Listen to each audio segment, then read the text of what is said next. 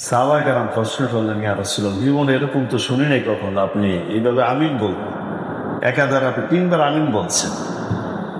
তা আল্লাহর নবী বলছেন, সাহাবায়ে কেরাম তোমরা জানো না, এই মাত্র জিবরাইলের সাথে আমার দেখা হয়েছে। আল্লাহু আকবার বলেন।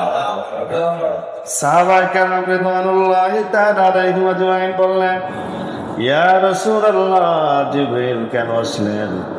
আল্লাহর নবী বললেন, জিবরাইল আসলেন আমাকে বললেন, ইয়া রাসূলুল্লাহ, ওগো আল্লাহর পয়গম্বর শোনেন, যারা তাদের জীবনে আব্বা আম্মা পাইল, আব্বা আম্মার কদর করলো না, আব্বা আম্মার খেদমত করলো না, দাঁত থাকতে দাঁতের মর্ম বোঝে নাই, দাঁত হারিয়ে গেলে দাঁতের কদর করলে কি লাভ হবে? যারা যাদের আব্বা ছিল আব্বার কদর বোঝে নাই, আব্বাকে চিনে নাই, আব্বাকে ডাক দেয় নাই, আব্বার পাশে বসে নাই, আব্বার মাথায় হাত তুলে দেয় নাই, সারাটা জীবন নিজের দিকে তাকিয়েছিল, মায়ের কদর বোঝে নাই, মায়ের পাশে বসে নাই, আব্বা আম্মার কদর বোঝে নাই। আল্লাহর পয়গম্বর শুনে নেন, তাদের জন্য খারাপ একটা খবর আছে। নবী বললেন, জিবরাইল রে, কি খারাপ খবর?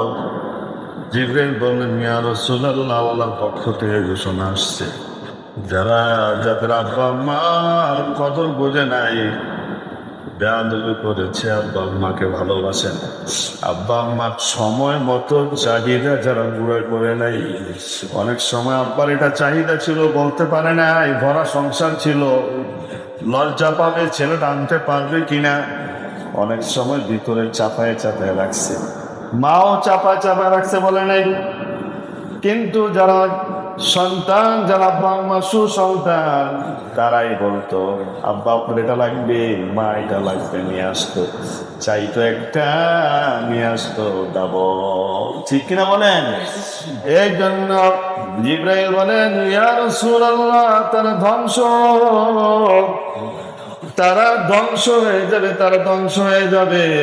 এরকম একটা রমজান কেন, কিয়ামত পর্যন্ত যদি রমজানের আমল জোড়া লাগায়, আর ওই আব্বা আম্মা যদি অসন্তুষ্ট হয়ে বদদুয়া দিয়ে, মনে কষ্ট নিয়ে তারা যদি ওই আল্লাহর ওই পারে চলে যায়, আরে সন্তানেরা কখনো মাপ পাবে না।